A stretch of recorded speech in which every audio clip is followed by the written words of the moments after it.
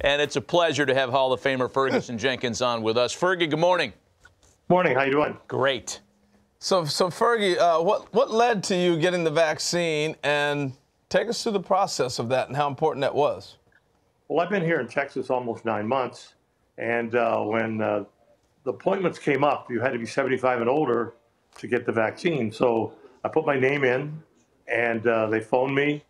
I had an opportunity to go over and get it done. So I was part of, hundreds of other people that were 75 and older. You don't look 75. That arm right there looks like it's 25. You can still pitch. Pitched until he was 40. I know, man. What a Yeah, stud. don't I wish? Yeah, that was, and I had it in my left arm. So what was nice is that it was the easy process. You go in, you sit, you wait for your name to get called. We were in an aisle, moved right up, got it done, and then left. Well, it's so important to see men like yourself out there getting that vaccine. It encourages other people to do it. So thank you for that. The other thing I noticed, Fergie, was the Canadian baseball shirt you had on. And being Canadian, when you came through, we've now seen a recent explosion of young players coming out of Canada playing baseball. But take us back to when you were coming through. It wasn't as commonplace as it is now. So how did you get started in baseball? I got noticed first by the Phillies. Gene DeJura was an area scout that lived in my hometown. I was the third Canadian. Johnny Upham was first, Ed Patrician, and I was third, signed by Tony Lucadello out of the Philly organization. So I consider myself pretty lucky. I got noticed. I didn't start to pitch until I was 16. So I think that's the important part of people starting to notice I had a pretty good arm. Well, fast forward to now, and 2021 is the 30th anniversary of your Hall of Fame induction. And I know you take that building, that group very seriously. And, you know, we talk a lot about how current Hall of Famers kind of come together, and it's like you're guarding the honor. Talk about that dynamic and with whom you speak often about that kind of thing. Well, you know, the honor was getting have your name on Hall of Fame ballot, and then getting the opportunity to be elected. I was elected in my third ballot with Gaylord Perry, and Rod Carew was the #1 ballot. When I was on the ballot, I was on with Johnny Bench and Carl Yastrzemski, who they took, and the next year they took Jim Palmer and Joe Morgan. So the three of us, as I said, Perry and Rod Carew and myself, it was quite an honor because of the fact that you put your numbers up and you hope that the consideration of you getting that nomination is outstanding. And when I got the call from Jack Lang, who is now ceased, I was really, really happy. You know, when I look at the innings that you logged and the guys logged back in the day, and now I look at today's pitchers and they're going 5 or 6 innings, and I'm just wondering how the barometer to get into the Hall has changed. You pretty much knew if I win 300 games, I throw X amount, I'm probably going to Cooperstown. What do pitchers need to look for today that kind of you would sit there and say this signals you're going to be a Hall of Famer? Well, I think, as you said, the barometer is a lot lower. If you're winning 210 or 225 games, that's a good barometer for Hall of Fame status. In my era, everybody wanted to get to 300.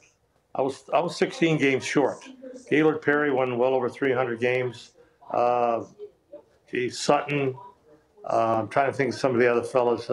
Seaver, Necro. I mean, that was an automatic situation for you to get in the Hall of Fame. So I consider myself pretty lucky to have that ruling that when you think about it, to get to well over 250 games, the status was high. And to get interviewed quite a few times, when you get a chance to get to 300, are you going to do it? Hey, if I can come back with the Cubs, I'd really like to accomplish that. But I just fell a few games short. So, tough question. All the years you pitched, who was the toughest guy for you to get out? Well, it's a couple.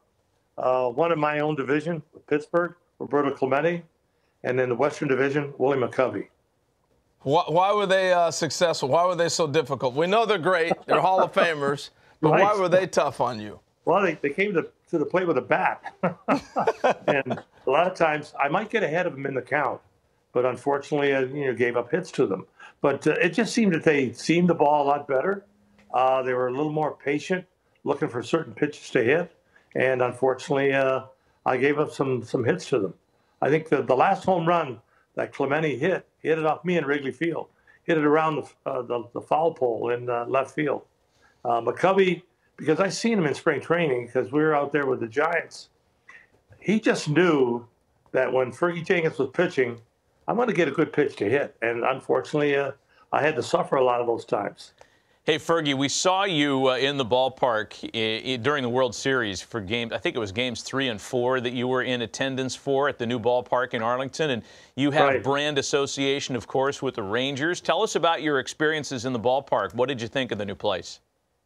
Outstanding ballpark. I didn't get a chance to walk around until 2 weeks later, where they had visitors come in and give an opportunity to walk around and see the park. It's a fantastic park. I mean, it's incredible what these young men have an opportunity to see and do and play on these fields. It's just incredible. It seats about a little less than 35,000 people, but there's so much considered with a concession, so many restaurants. I got a chance to see the locker room, which they are spoiled. I heard it's ridiculous. We didn't get down there. I heard it's unbelievable. 28,000 square foot. The Cubs is 30,000 square foot. Gee they have whiz. everything you want to imagine that's there, from weights, a barber shop. The thing that got me, they have a room there for a psychoanalyst. If you have a bit of a problem pitching or hitting or whatever, you just go into this room and a guy you can talk to. I mean, it's incredible. Self-contained city. A little different from the home clubhouse at Wrigley Field in the 1960s when you probably had to duck to walk in. My locker room was like 16 inches wide, a chain link fence with a pole through it, and 5 hangers, and another hanger you could hang your jockstrap on. That was it. I mean, it's so incredible what you see these lockers now. They have a combination lock. They have a camera that looks at you, and you can press the numbers to get into your locker. And they're really, really wide. It's like I can't describe it. It's like you're going into a salon, and you just stand in front or sit in front, you dial the numbers, it opens up, and there you are. You've got all kinds of places where you can hang shirts, suits, whatever. And their uniform is not there because they give you a uniform the day that you play the game, because every game is different. They have throwback uniforms, the day uniform. I mean, it's just incredible now what you can get. Amazing. Hey, Fergie, it's been a pleasure visiting with you. We really appreciate the time, as always, and we hope to see you in person real soon. For sure. I hope that the Hall of Fame gets together and we can get to have this ceremony in July, because there's going to probably be 8 or 9 individuals get elected this year. We sure hope. We sure hope. So. Fergie Jenkins joining us on the Tuesday program. Thanks again, Fergie. Always Pleasure, great. guys. Thank you. All right.